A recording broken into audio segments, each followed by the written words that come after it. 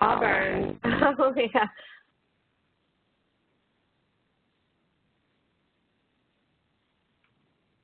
Good afternoon, everyone. We're very excited you could take time out of your busy schedule to be with us today for this webinar, Building Student Capacity to Make Claims and Use Evidence in Their Writing, using Library of Congress resources. My name is Julie Duffield, and I'm very excited now to hand it over to my colleague and partner here in the Secondary Literacy Partnership, Letty Krause. Letty, over to you.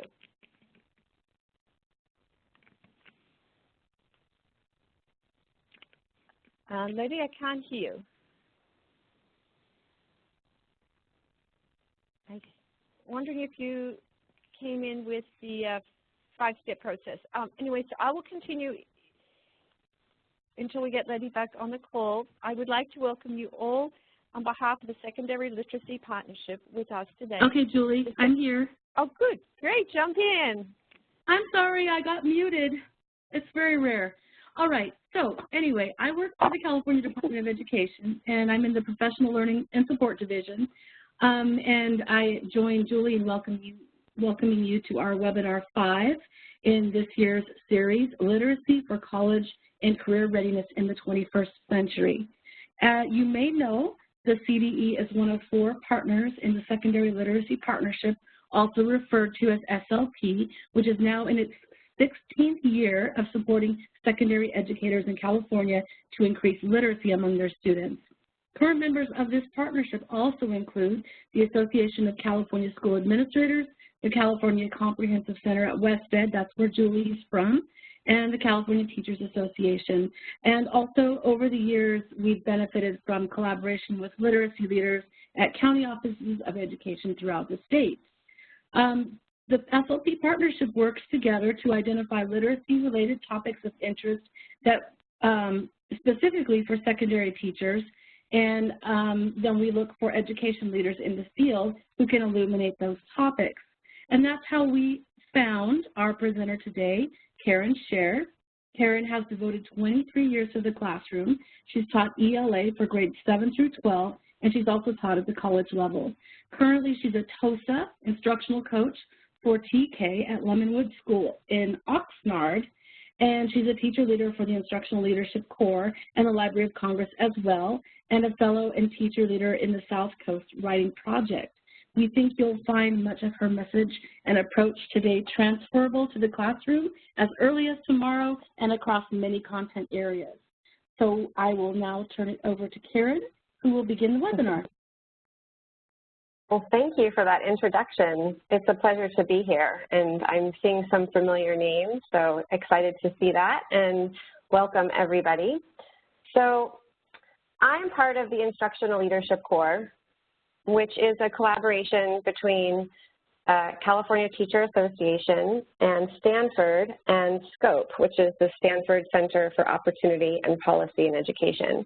And we are a cohort of about 284 teachers, teacher leaders from across the state, and we lead professional development in any and all subject areas you can imagine.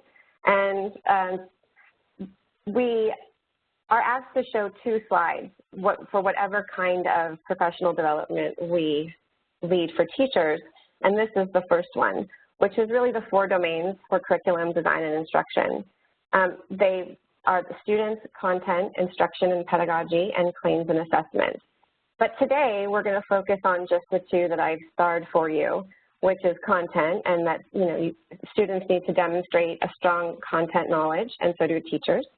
And then really when you're planning instruction, that teachers use the effective instructional strategies and attend to the depth of knowledge levels, which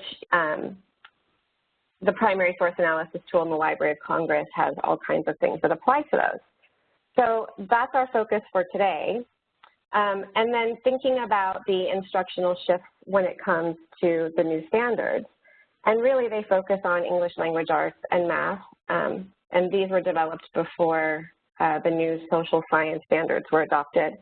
But the shifts in the contents really are that students need to build a knowledge through content-rich text nonfiction, that they need to use evidence from text to support that, and that they need to really, as we as teachers need to think about using complex text with our students and how important that is so that they can build a comprehension strategies and skills.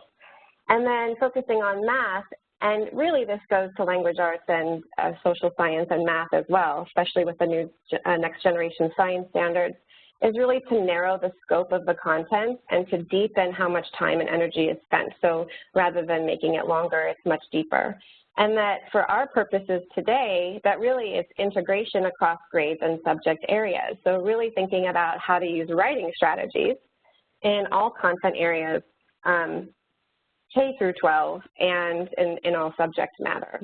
And then finally, the rigor is so important, and that goes for any and all content areas, but specifically in math, that conceptual understanding, procedural fluency, and application of skills in problem-solving situations. So when we're planning the materials that we use for instruction, those are some of the most important things to keep in mind. So then moving on to the next, this is our agenda for the day. So today, we're going to talk first about writing across content areas and how critical that is, especially for college and career readiness, and how formative assessments can be built into any and all of those writing strategies that you use in any of your content areas and how important that is. And then I'm going to introduce you to the Library of Congress and primary sources. And I was fortunate enough to be invited to a Library of Congress Summer Institute, and it was on primary sources, specifically with a social justice, civil rights context, and it was life-changing. So if you ever get the opportunity to be a part of the Summer Institutes at the Library of Congress, I would really encourage you to do that. And then we're going to do some looking into the primary source analysis tool and how you can use that in any of your content areas. And then we're going to do a little bit of practice, a little bit of collaboration time, where you're going to spend a total of about 4 minutes of writing through each of the different activities, so only about 4 minutes. And it's amazing what you can do in 4 minutes. And then finally, to wrap it up and give your evaluation of the project. So the first step in this kind of process is to think about, how do you see students being asked to write and make claims and cite evidence in your content area, in your grade level, to really stop and think and chat for a moment, to type in some of your comments into that chat box, and talk to us about how you see writing and how you see students being asked to make claims and cite evidence. Do you see it in your own content area? Do you see that students are being asked to do that in other content areas? And then in terms of assessments, how are students being assessed and what part does writing play in that? So we're going to stop for a few minutes and let you type in some comments.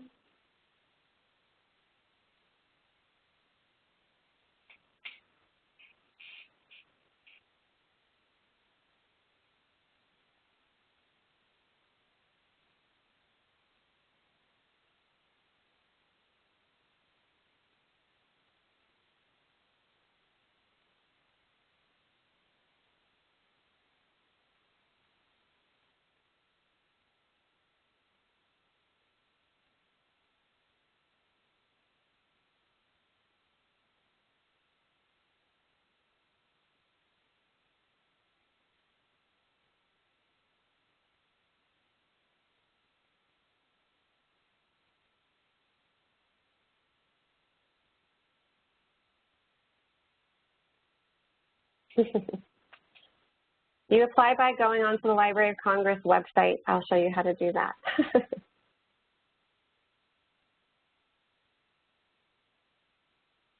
Yeah, math, it really is happening in math much more often. Read like a historian, I love that. Hi, Kristen.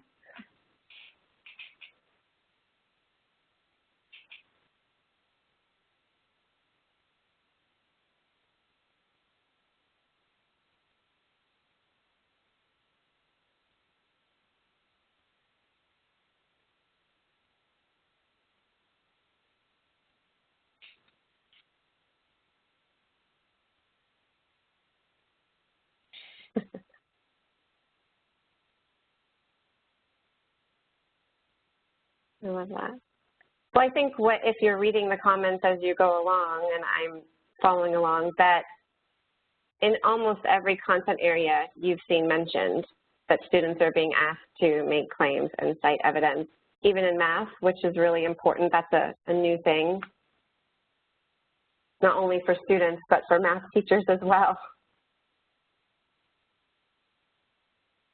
So thinking about that you see students being asked to write in all content areas, this slide is from the Next Generation Science Standards, and it was produced prior to the social science standards being adopted. So I would imagine at some point soon, I would hope that that will be added to this graphic organizer. But I think it's so powerful that if you look closely, you know, at where they come together, that students are being asked to write in math and in science and in language arts in the same kinds of ways, that it all comes together where students are asked to make claims and cite evidence about what they think.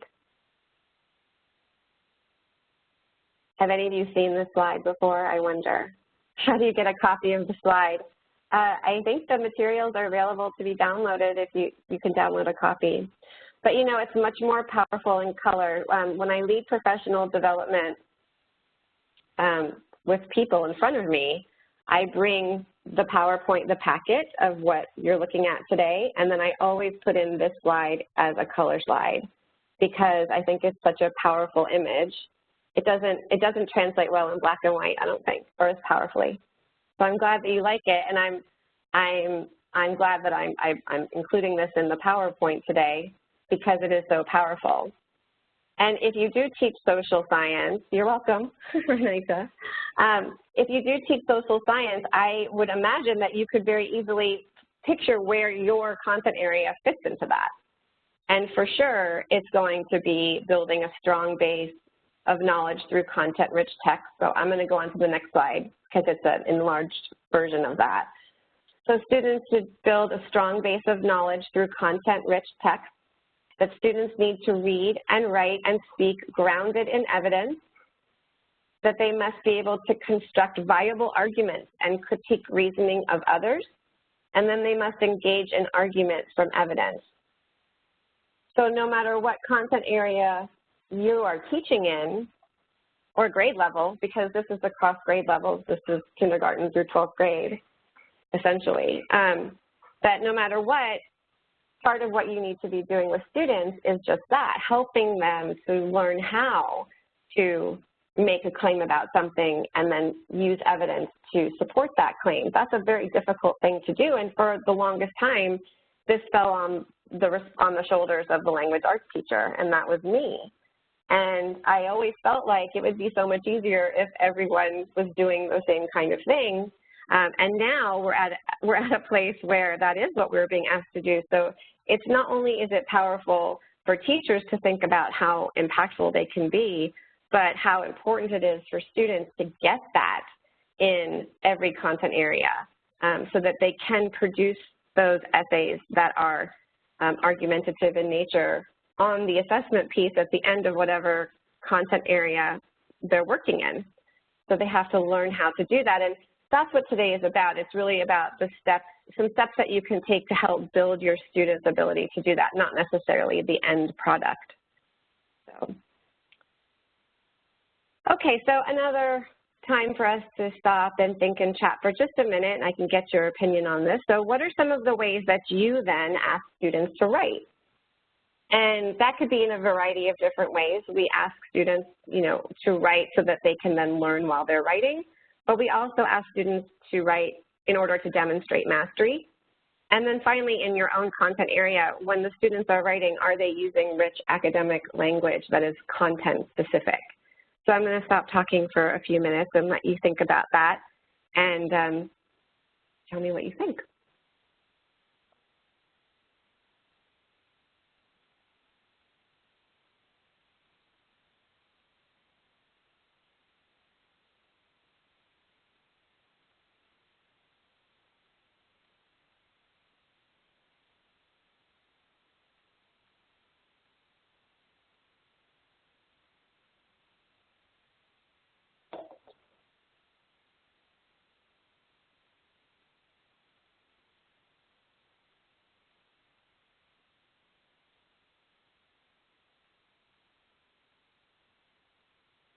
Oh, I love Ticket Out the Door. I use that.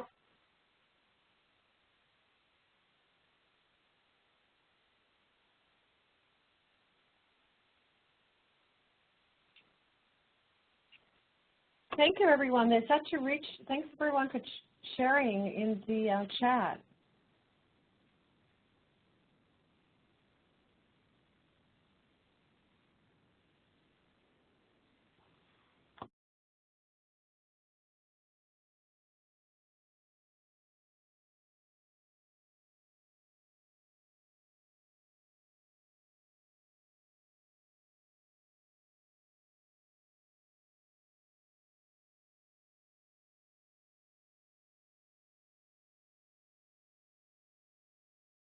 Melanie, I love that you wrote that about working with English learners, because I do too, and that for them, it really is about, well, for everybody, but it is about writing to learn, that writing should be a process in their learning and not just as a means of assessing. So I think that's so important.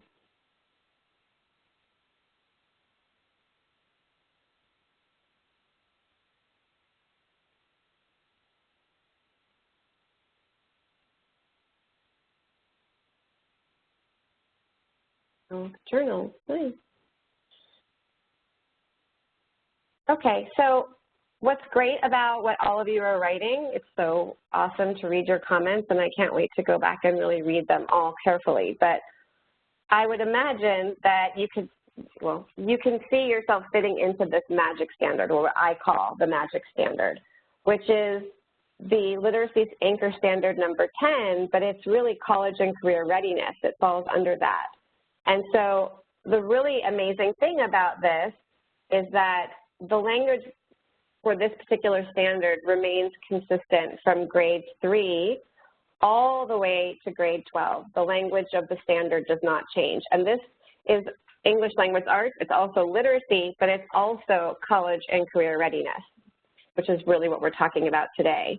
And the standard is written that students should write routinely over extended time frames, time for research and reflection and revision, and shorter time frames, a single sitting or a day or two, for a range of tasks, purposes, and audiences.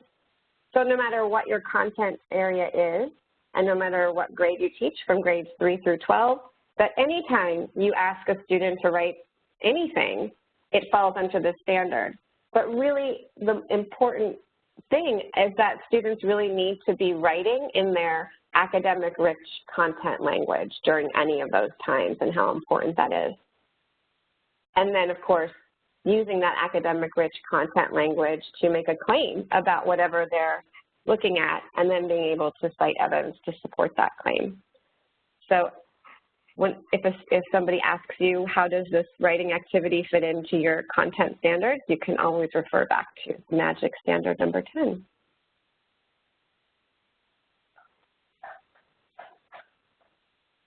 So jumping into formative assessment, and really thinking about formative assessment as a cycle, that really you can jump in anywhere, that when we're assessing students, we're eliciting evidence from them, we're making sure that they can interpret evidence, and that we can interpret what they're showing as evidence, that we can act on that, and then if it's not working, that we stop to clarify the intended learning and how important that is.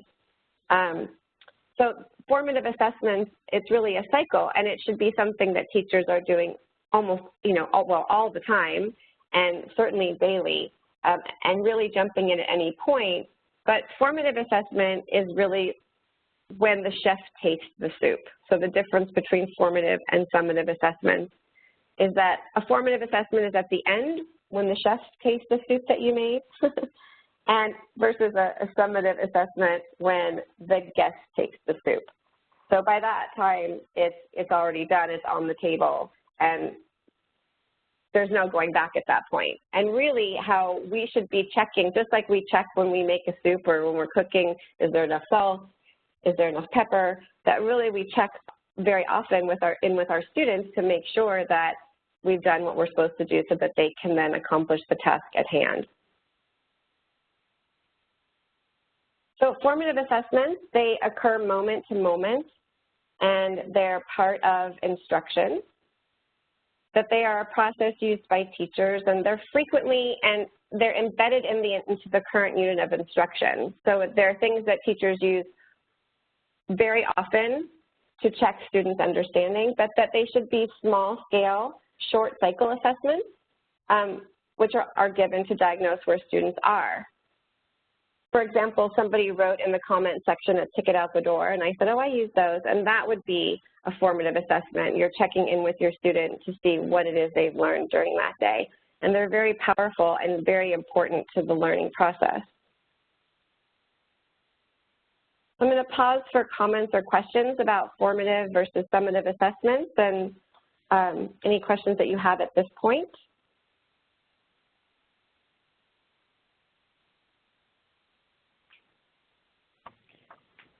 Karen, just seeing folks, there's lots of folks that have gone back and forth, so that's wonderful. Any comments or questions on the information just shared? And Letty, please jump in if you see something that might be good to discuss right now. We do have a question. Is there a difference between formative assessment and checking for understanding? It's essentially the same thing. You're checking in to make sure that your students are understanding what you're talking about at that moment, rather than waiting until the end of the week to give, a test and then to see if they understood what you were talking about. So it is really checking for understanding, but thinking about it, going back to the cycle. If you're checking for understanding, then what do you do? Right?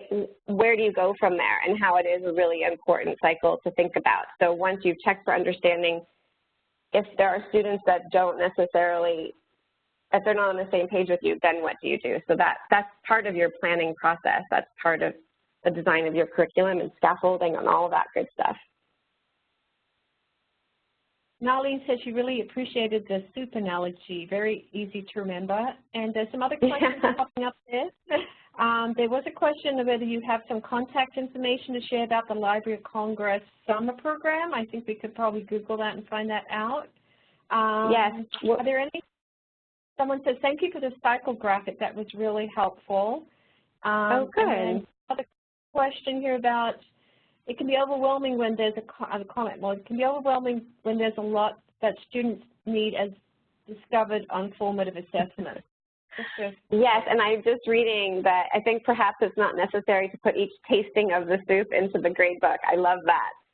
I mean, I don't think you could possibly enter that many grades into the, I mean, that's sort of the idea that you, throughout a class period, you are checking for understanding so many times that you couldn't possibly enter each of them into the grade book. Right, and there are so many ways to go about doing that. And what we're going to talk about today, the primary source analysis tool, is every step of that tool is a formative assessment, and we'll talk more about that.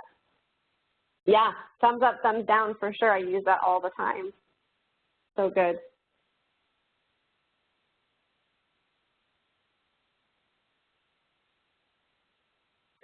Did you see the last question about using appropriate assessment to improve your instructional practice, knowing which one's appropriate? Oh my. Well, I mean, the best teachers are the ones that are reflective about their practice, because it's a learning process for all of us. We're all doing the best we can, and the best teachers are the ones that really reflect on, is what I'm doing working, and if it's not, then what do you do? And that's part of the cycle, is figuring out what to do when your students aren't with you. So I think, how do you know if you're using appropriate formative assessments? Are your students understanding? Is the expectation being met? I suppose is the better question. And if not, then the question is it the formative assessment? Do you change it? Because there are so many different ways you can check for understanding. Maybe you just need to pick a different one. Readings on formative assessments. Not that I can give right this second. Yeah, we actually have a couple of webinars. Thank you, Eileen. We also have a couple of webinars where we looked at formative assessment and literacy, so we can paste those in as a follow-up and invite people to look at those. So in light of time, I think that we could do some follow-up. So we'll do that. But over to you, Karen. In light of time, I think we'll keep moving. But please keep the questions coming. We really appreciate it. We'll be great to do some more.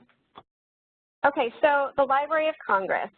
The Library of Congress is an amazing resource for teachers. There are all different kinds of lesson plans and suggestions for using primary sources in your classroom. And the website is accessible to students as well, which is really important. When you're thinking about ways, go ahead. Could we ask people to hit the green check if they've used the Library of Congress resources currently? If they want to just hit the green check, that would be great. Looking at this list. And what you're looking at, the link at the bottom, the YouTube link, the Library of Congress has a channel on YouTube. So many of the things that you would want to know about as teachers, you could actually learn about through video as well. So if you're interested in learning more about the Library of Congress and some of the different things that they offer for teachers, this would be a great place to go. There are demonstrations that show how the primary source analysis tool is used. There are tours of the Library of Congress. There are YouTube videos on different departments of the Library of Congress. Like, for example, I never knew that the Library of Congress was has the largest collection of sheet music in the world. I didn't know about that. So if you're interested in learning more, there's a whole host of videos that you can look at on that YouTube channel. So do you know what a primary source is the question. So if you want to check on the green or the X, do you know what a primary source is?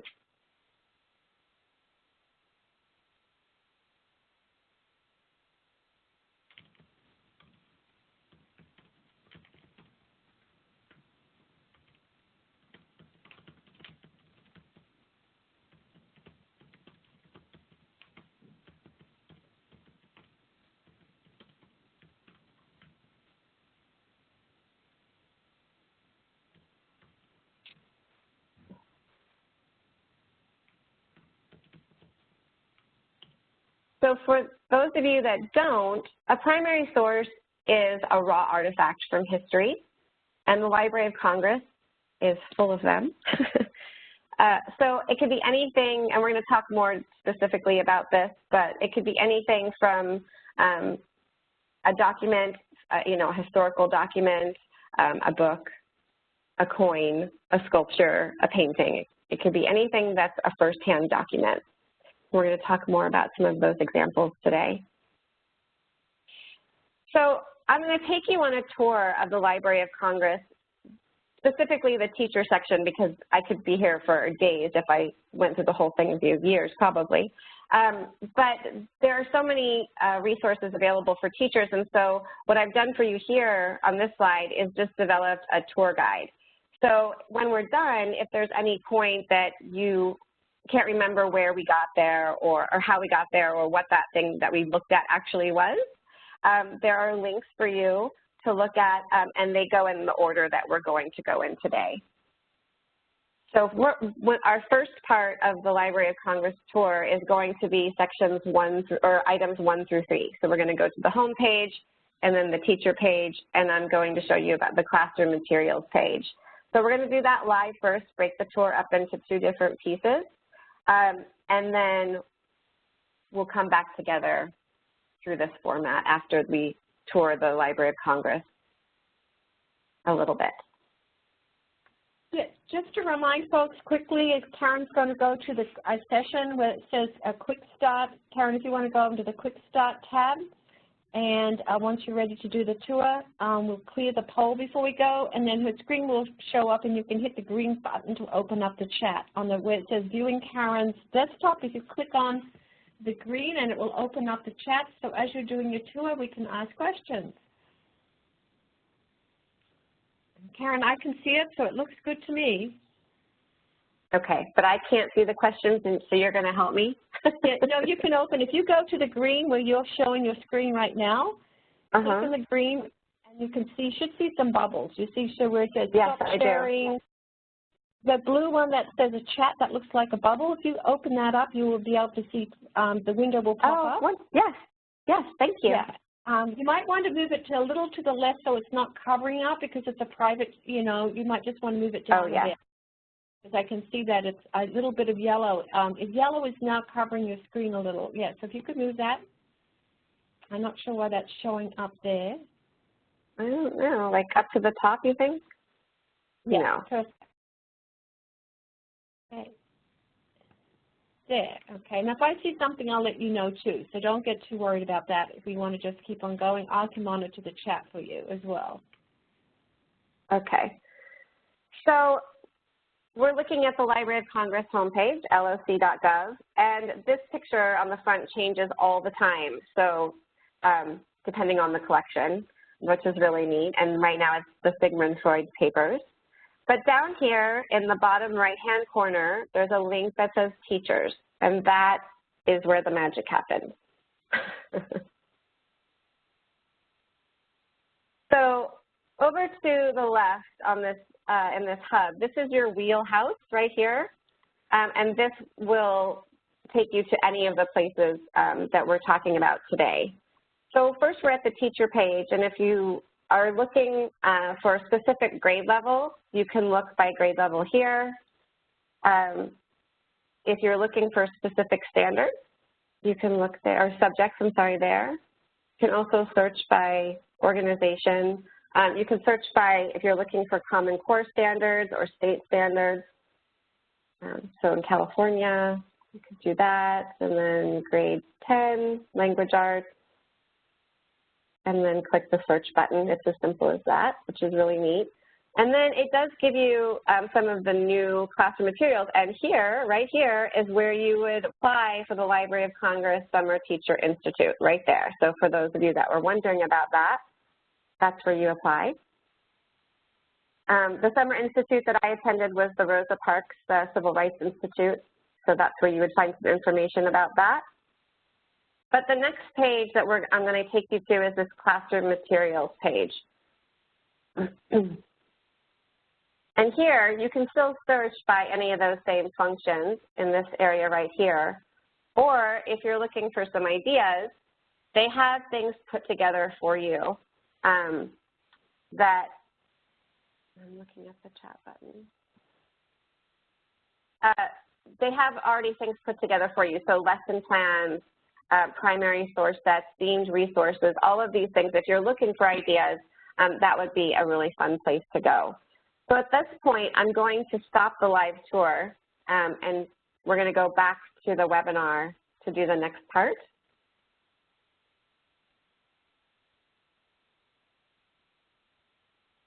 If you have any questions about what we just talked about before we move on, you could type those questions in too. And Karen, just go where it says the big red stop button, up the green up there, and then we'll jump back into the regular viewing. Thank you. There we go.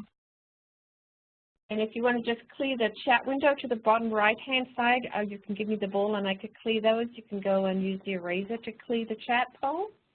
And I'll just look why I can do that. Is there any questions on what Karen just shared, those first three pieces and that tour?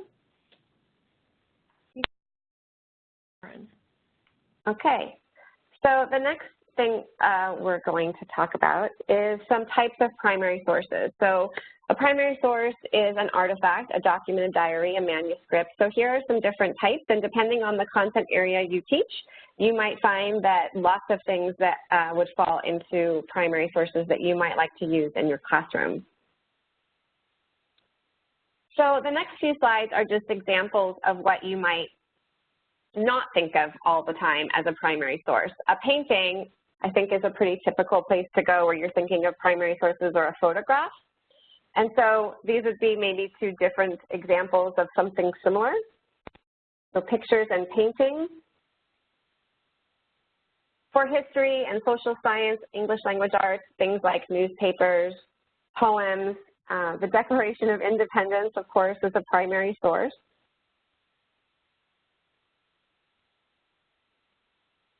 And things like photographs, even of a flower or something very powerful like Lyndon B. Johnson being sworn in. And, of course, there's my dog Maggie off to the left in the Santa hat. Even that is a primary source. My students always love to write about Maggie. We made up lots of stories about her. I've got a smiley up there.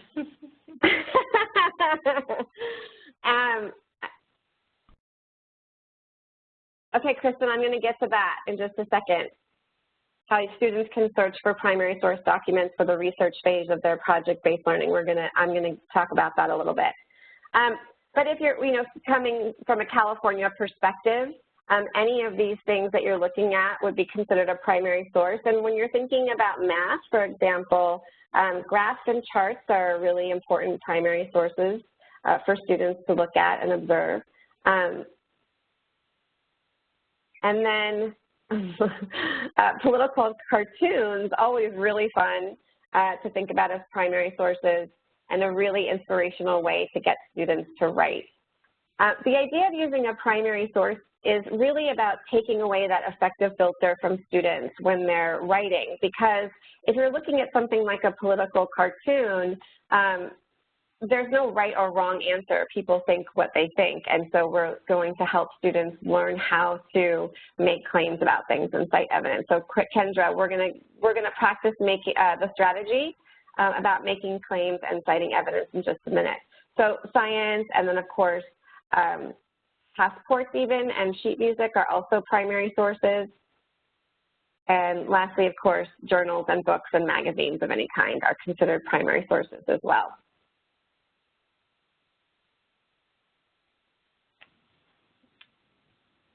So at this point, do any of you, yes?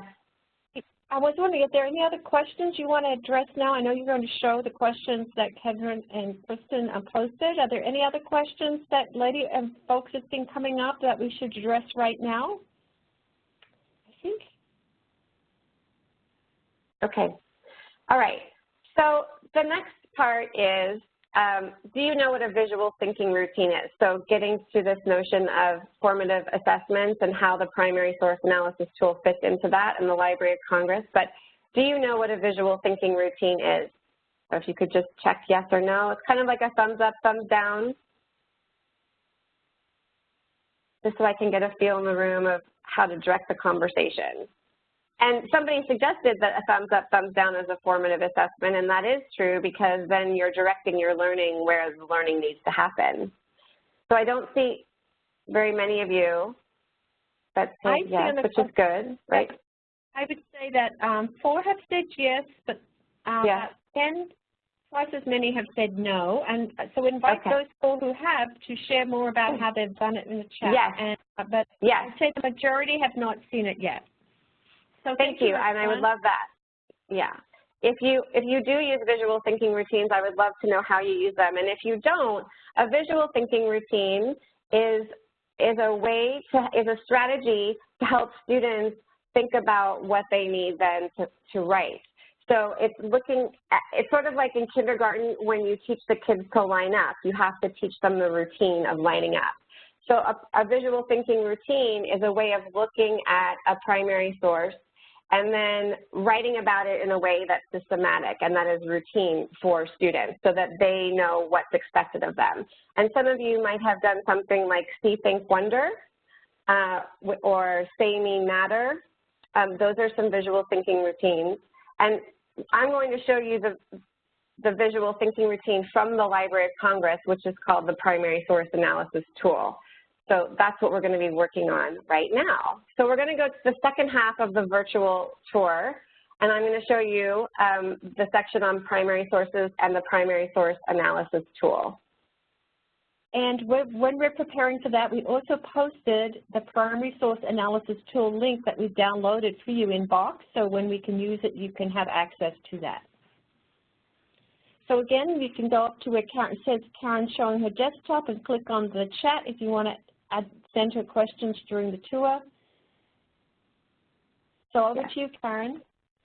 Okay, thank you. So we're back at the Library of Congress homepage. And then going to the teacher section down at the bottom right-hand corner. And then over here where it says using primary sources. So I'm on the left-hand, the wheelhouse on the left-hand side, the using primary sources. And here it gives you a wonderful explanation of why to use the primary source analysis tool and how using primary sources can be so effective. But what I'm going to show you today is the actual tool, which you would find there by clicking on primary source analysis tool. Now, you can look at this tool or you can have the students look at it in two different ways. So there's a PDF version, which is the handout that that we asked you all to download so that you could actually experiment with us. So that looks like this. Now, in my school district, our students are one-to-one with iPads. So this would be something that students can pull up on their iPad, and then whatever is in blue, they can populate that box, whatever's in blue. So and we'll get to how the primary source analysis tool works, but I wanted to show you the two different versions of it. So that would be the PDF, or you could make that a paper version. And there's also a digital version where students can type directly into this digital version, and then they can download it, they can print it, they can email it to a teacher. And the really neat thing about this part of this part is that depending on what you're asking the students to look at, you can change the questions that are asked. So for example, the example that I gave you was in math. You're going to look at this in just a second.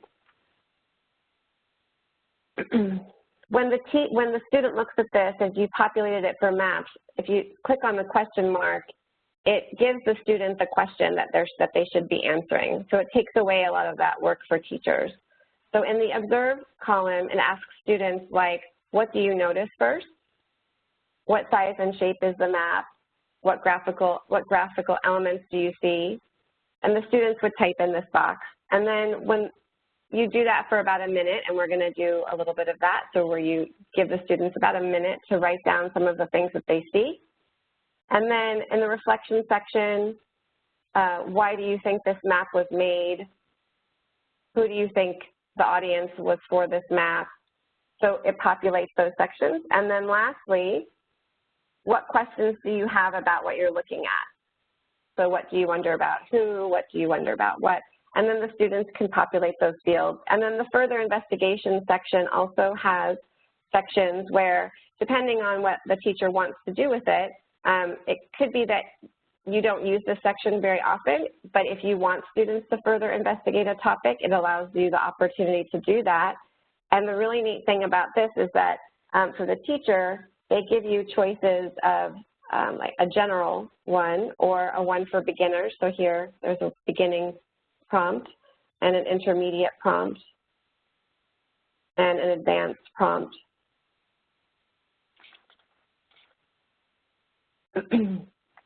But going back to using primary sources, I'm going to show you what that looks like for the teachers.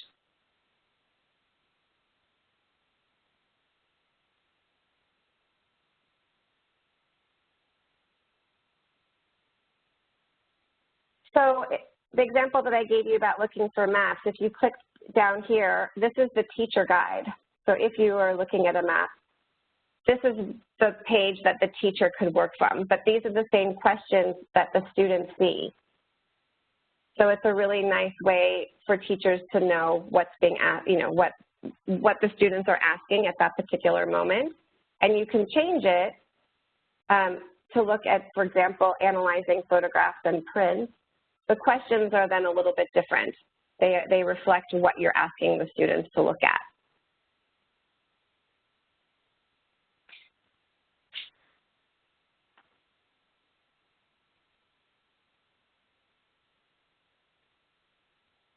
And then, sorry about that. Oh my goodness. No worries. Karen, just a quick question. Someone was asking ways to recommend scaffolding this for younger grades. I think we could probably do that in the we're going to, I could talk a little bit more about that when we're actually using the tool in just a few minutes. But I've done this actually with kindergarten students where I've gone, I'm an instructional coach, and when I use this technique, I do demonstration lessons in all the grade levels. And I did this with kindergarten students with a picture of a pumpkin. And it's really about the teacher choosing the primary source. So you're looking at it from your content area. What kind of primary source would you choose? But every student can contribute to the conversation. So if you're asking students to think about what they see, so I'm going to go back to the primary source analysis tool. I'm sorry, my computer is a little bit slow. And this is what you're going to look at, what you're looking at also. But when you're asking, like, let's say you're looking at a painting of pumpkins, right? And you ask the student, what do you observe? What do you actually see? What does your eye go to first?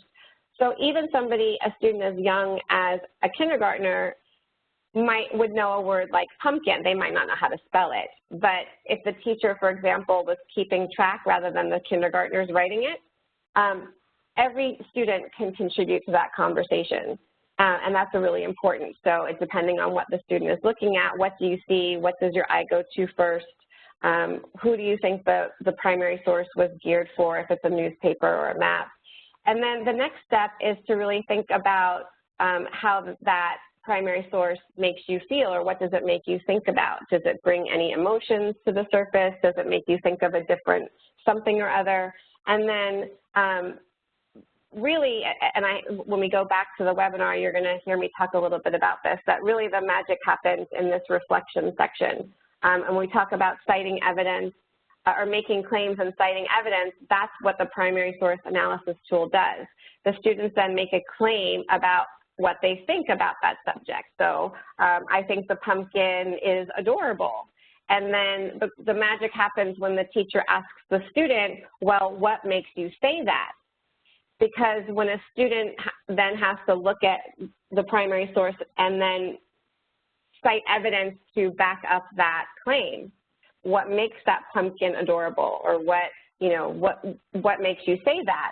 So they are then being asked to make a claim about something and cite evidence, and that's where the practice comes in. Because the primary source analysis tool is not about the end result, it's not about the essay, it's about the practice of having students make claims and cite evidence about those claims. So the next part is the questioning part. So what questions does a student have about what they're looking at, and writing questions, or teachers asking questions of those students. So Karen, we've got 2 minutes left for the web. We've got 2 minutes left for the rest of the web tour, so thank you so much. Yes.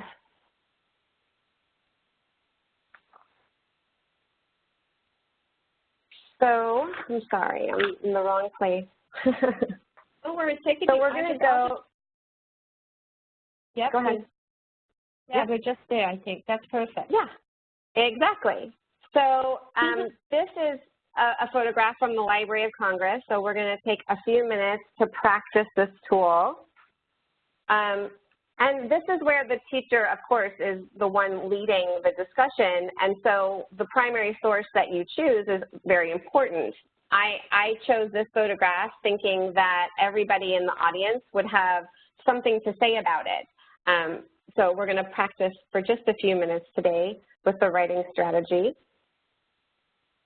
So we want people to open the tool if you downloaded it and have it open. We're just reminding you in the chat. Thank you.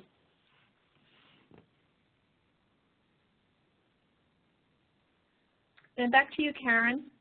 Okay, good. So I'm going to go to the slide that's reminding you, thinking about the primary source analysis tool as a routine, and that it takes practice. So the first time you do something, it's always a little bit messy, and it might be a little bit messy today, but the primary source analysis tool is something that you can take to your classroom tomorrow. And it's really about the order in which you go. So I use a timer in my classroom, and Kristen Story, who's part of this webinar today, I learned that from her. I observed her in her classroom using a timer many, many years ago, and I thought, oh my goodness, I need to be doing that. So a timer is very important in my class, and I would, if you don't use one, I would suggest trying it out. You'll find that you save so much time. So we're going to set the timer for only 1 minute, but before we do, it's thinking about, and I'm going to give you an example, thinking about the things that you actually can put your finger on. So you're looking at your computer screen, and whatever goes in the observe column, you should actually be able to touch. So I'm going to move my cursor. For example, I see umbrellas, right? And that's important for English learners or for younger children, that there's a difference between the singular and the plural. So that is a formative assessment. If a student said, I see an umbrella, or I see umbrella, then that is your indication that they don't understand the plural form of the word. And the idea is that you do that for as long as the 60 seconds goes. You write down as many things as you see that you could actually put your finger on if you were to touch the picture.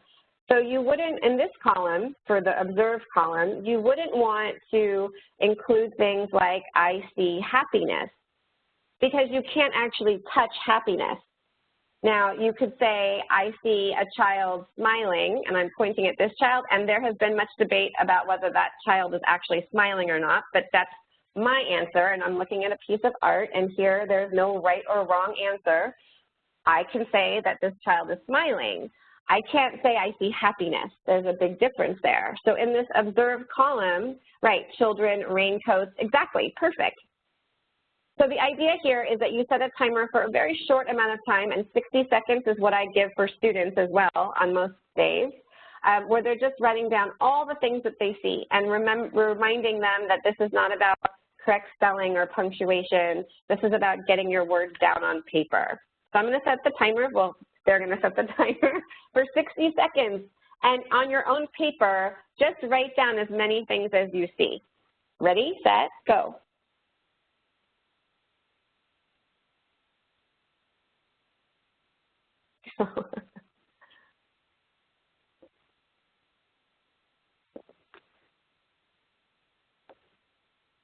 So Letty, did you set the timer for them? Can they see that? I did not set the timer. I set the timer, so we're on it. So just I put it up there, so we've got about 40 seconds left. Okay.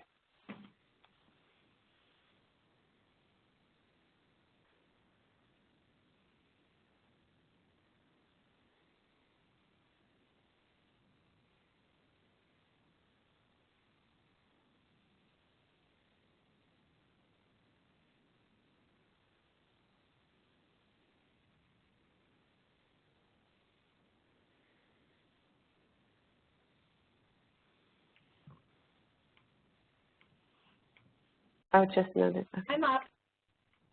Okay, good. So if you wouldn't mind maybe just typing into the chat bar just a few of the different things that you observe about this picture. So I already saw raincoats and children, but just a couple different ideas would be good. Purses, good.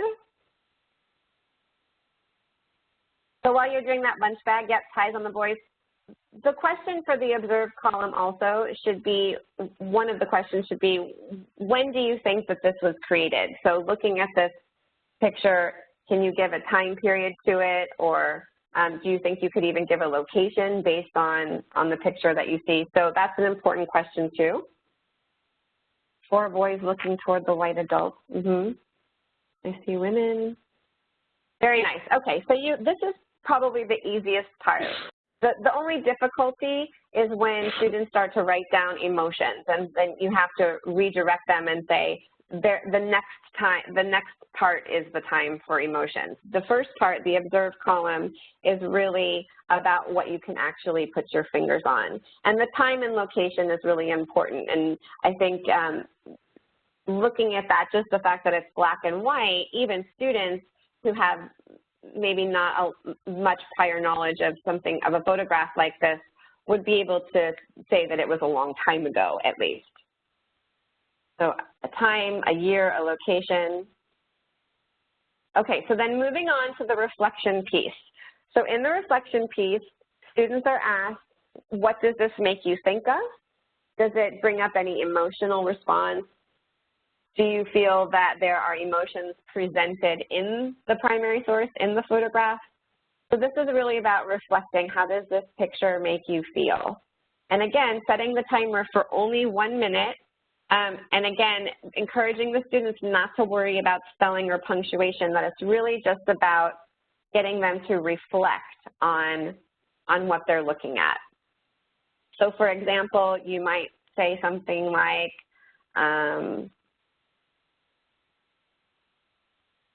let's see, I use this picture all the time. I think that the children should have umbrellas. That's my feeling about it. I feel bad for those children that they don't have umbrellas. And that would be just one reflection. So in about 60 seconds, or perhaps 90, depending on your class, the students should be able to get, generally speaking, 2 or 3 ideas at least on paper. They might need a few seconds to kind of gather their thoughts, as I'm sure we all do. And then really keeping it short. Because part of the primary source analysis tool is getting kids to then share what they think, and getting kids to see. I think that sometimes getting kids to share what they've written is really uncomfortable for some kids. But when there's no right or wrong answer, that's the opportunity to build your classroom community and to make sure that all your students feel safe and that this is a learning experience, and failure is not something to be afraid of, that there's really no such thing, that the best learning comes from making mistakes. And yes, I worry about that little girl with her open bag maybe crying. Oh, no, Kristen, maybe she's crying perhaps. So Kristen, I'm going to ask you. You said, I worry that this little girl with her open bag may be crying. So here's the magic question. What makes you say that? What makes you say that? Can you cite some evidence to support your claim that she may be crying?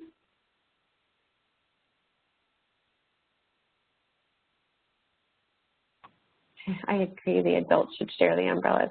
I know, it is pretty shocking. I see on her face a grimace that may be pre-tears. Exactly. So if this is a formative assessment at this step as well, and a student says, I think that little girl with the open bag may be crying, and the teacher says, what makes you say that? And the response is that, that the grimace on her face may be pre-tears.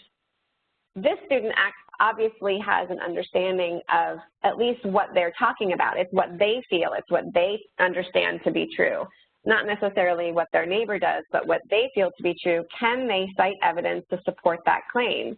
So this is a learning process. Again, this is not about the essay that they produce at the end. It's about helping the students practice the skill of making claims and citing evidence. And primary sources are the most wonderful and one of the most effective ways to do that. So I think the children are afraid because they are surrounded by angry adults. So Ida, that's wonderful. What makes you say that the adults are angry? What makes you say that?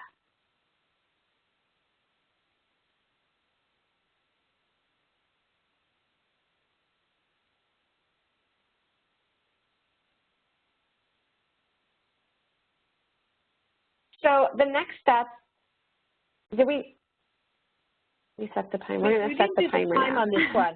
We did not? Okay. No, that's okay. The lady on the right looking at the camera looks angry. This one right here? Yes. Very often, I've used this photograph many, many times, and very often people think that this is a man. And we always sort of stop for a minute. Yep. I can't see you highlighting which one. Maybe it's just I can't see the highlighting. Could you just try that again? Yeah, this one. Yeah, perfect. Thank you. So very often people feel that this person is a man, and we stop usually and have to look at their shoes. and the legs. And think about the time period where you might see a man dressed like that today based on when you think this photograph was taken, would you see a man wearing something like that? And that's an interesting conversation to have. And again, it's all about making claims and citing evidence. All right, so the next one, again, this is really where the magic happens, is what makes you say that and citing your evidence, and so many of you have done that. And then the next part is really thinking about what questions the students have about what they're looking at. So I'm going to ask you to take just, again, 60 seconds and write 1 or 2 questions that you have about this piece. And this is a really nice time to allow students to ask each other questions about a piece and then collaborate on answers. It's a really fun activity to do in collaboration. So 60 seconds to write down any questions or type in any questions that you have. I set my timer. Where was this photo taken? You're going to find out in just a second.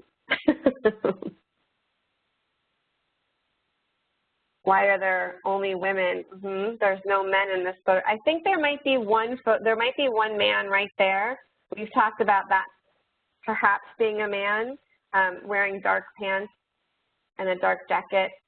But the conversations have really been that there are so many women. Why are the kids dressed up? That's a really good question. Why do the children not have umbrellas? Very nice. So that's really essentially the routine, is the observe, the reflect, and the question.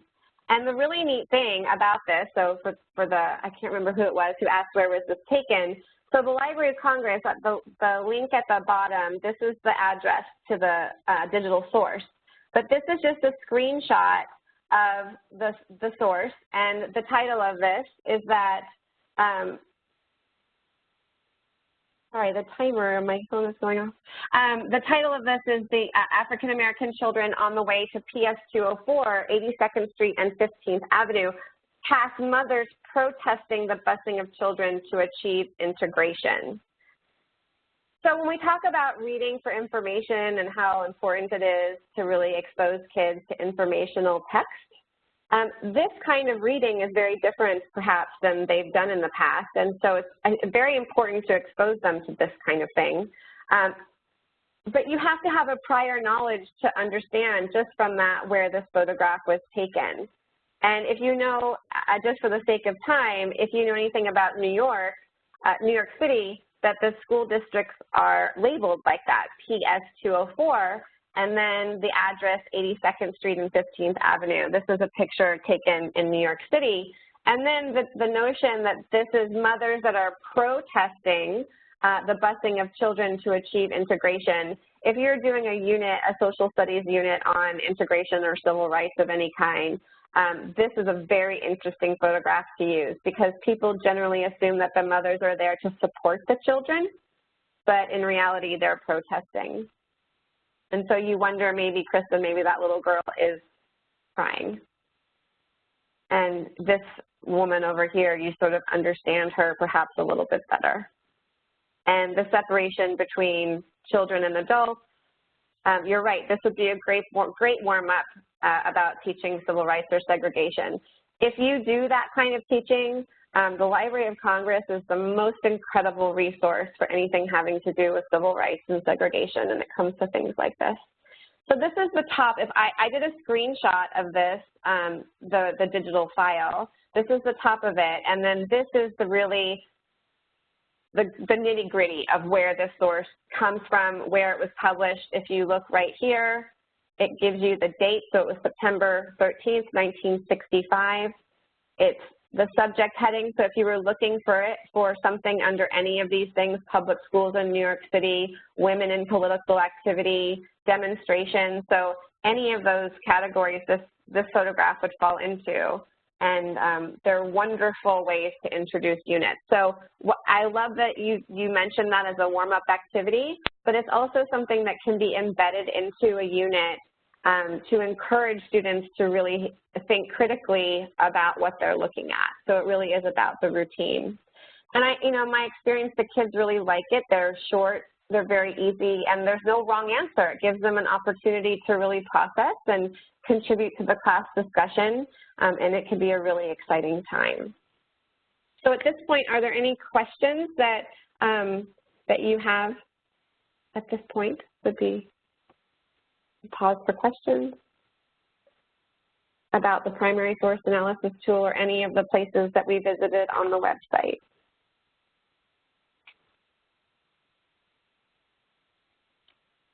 If there's a video component for the students that respond, cannot write. I don't know if there's a video, I don't think so. But if that student has an aid, if it was that they physically weren't able to write, perhaps that aid could perhaps you could write down what this is. Yeah, you could put it into Padlet where you can click on a recording, something like that, and ask the responses and collect them that way. If it's for really young kids, in my experience, it's been best to, if you can do it as a center, which is really fun because then you have sort of the kids collaborating and one adult writing, but in a really focused way, or you could do it as a class collaboration. That's really fun too. Okay, so the next part of this is really the depth of knowledge levels and how the primary source analysis tool fits into that. So this is this little circle here is one that most of us are well versed in at this point in terms of the expectation. Now, whether we actually, are able to do all of these things, I think that's, it's always a work in progress, but this is our goal, right, to get students to be able to do all of these things. And so how does the primary source analysis tool fit into that? Well, very easily. And this is such a magical thing that I discovered after using the primary source analysis tool for, I think it was at least a year, and then thinking, oh my gosh, those two things fit together perfectly. So if you're thinking about hitting those DOK levels, the primary source analysis tool is the perfect way to do that, because in each of those steps, you're looking at DOK level 1, where you're asking students to identify and label and name and who, what, when, where, why. That's DOK level 1, but when you get into the reflection section, you're really asking students to infer and to organize and to interpret, to draw conclusions, to investigate, to explain, and then lo and behold, to cite evidence and how important that is. And then lastly, for DOK level 4, and these level 4s, some of them or all of them at some point might fit into the further investigation if a teacher chose to do that. But even if a teacher does not choose to do further investigation on a topic, the DOK level 4s are all in the question section, where students are connecting pieces of information to formulate questions, where they're critiquing something, they're analyzing it, really questioning what they see, that they're asked to then prove something by a question. So those DOK level 4s are sometimes hard to get to, but really effective in this way. So basically, it's like all in one. The primary source analysis tool is a formative assessment at every single step, because it's moment to moment at each part, observe, reflect, and question. That it's a process that is embedded into the current unit of instruction and used frequently, but it's not something you can use every day, but hopefully it's something that you embed frequently into your instruction. And that are small scale and short cycle assessments in order to diagnose students where they are in their learning. So if you're looking at that photograph and somebody says, something that just seems completely off base, then you're able to go back and work with that student. So each step of the primary source analysis tool is a formative assessment, and really any other visual thinking routine as well. Really magical. And so for us, the question is always, how do we encourage students to ask questions and develop connections and gather evidence and build arguments, because those are really hard things to do.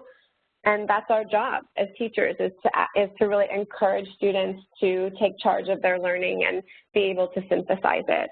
And so, Leanne Potter is the Director of Educational Outreach at the Library of Congress, And she says that working with primary sources is not necessarily about getting to the answers, but about the questions that they inspire and the connections that they allow students to make, and how important it is that we give students the opportunity to practice citing or making claims and citing evidence in order to be college and career ready and in order to be life ready, because those are the most important skills. This is my goal every day. If you're interested in other visual thinking routines, there are many places that you could go. Somebody asked me about resources. So I've just listed a few that I thought were really worthwhile. This book in particular, Making Thinking Visible, is probably the most widely known book for visual thinking routines, but all three of them are really great. And then there are just dozens of websites that you can go. Visual thinking routines are out of the Harvard Graduate School of Education, so there's lots of research done on them, and they're very teacher-friendly. And if you're interested in learning more about them, I gave you some examples of websites that you can go to learn more about them. And then lastly, Ticket Out the Door, which we don't have time for, but something for you to think about in the future, is the 16-word gist.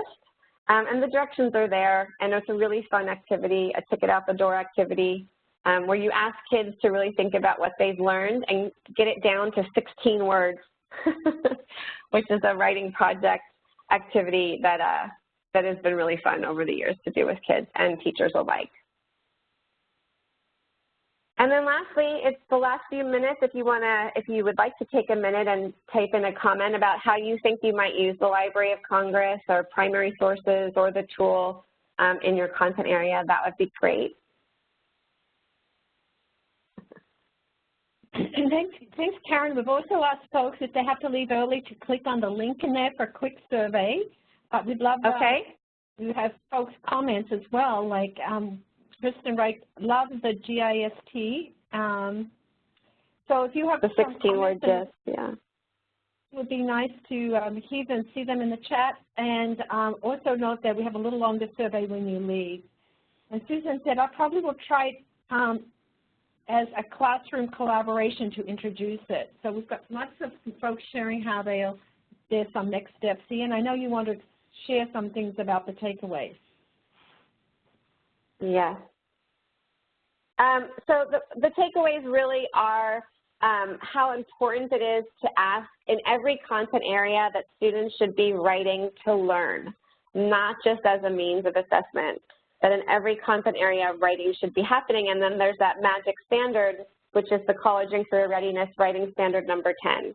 And that the Library of Congress has all kinds of tools and resources that teachers can access. There's the YouTube channel the Library of Congress has that has lots of different videos and learning opportunities for teachers. And then lastly, that the primary source analysis tool looks simple, that it's just a piece of paper, but that there are so many different ways to use it, and it can encompass many different DOK levels all at once. So formative assessment, hitting your DOK levels, really teacher-friendly, student-friendly. It can be used tomorrow. Those are my favorite things as a teacher, are things that I can take back to my classroom tomorrow. But thank you very much, everybody, for your participation. And if you have any questions about the Library of Congress, my email is on the PowerPoint. Thank you. Thank you, Karen, and I'm going to invite folks to give us your feedbacks, and they're thanking you in the chat. Want to give you a heads up about the webinars in this series. This is the last one that we have in this series, though we do want to let you know about one that the Strategic Literacy Partnership is going to have, and we'll post that in the chat for you. But it's in there, thank you.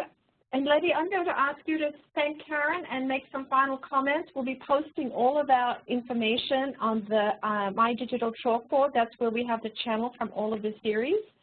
Karen's contact information is there. Thank you so much, Karen, again. Thank you. I could jump in and use this right now. And Letty, over to you for final thanks here. All right. Well, we thank Karen for putting this together for us today, for taking us live on the Library of Congress.